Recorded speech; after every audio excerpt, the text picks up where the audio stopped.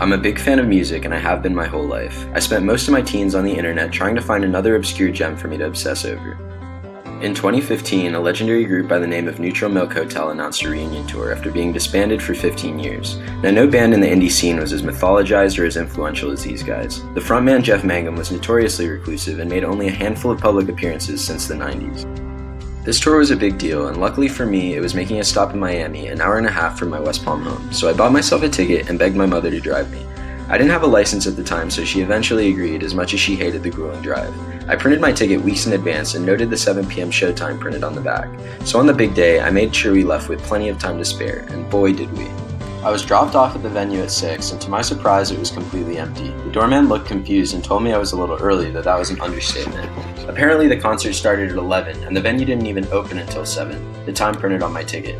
So I called my mom and begged her to either go home and return to pick me up or to at least kill time in the big city until I caught 5 minutes of my favorite band perform, before they faded into obscurity for another 15 years.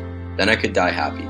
I guess she wanted to keep me around a few more years because it was a hard no from her. She immediately picked me up and we went back home. I lost $50 in all my hopes and dreams, and she lost 3 hours of her life. So we stopped for food on the way home as a sort of consolation for the both of us. It was tasty, and I know better than to hold a grudge against my mom, who was already going out of her way for me.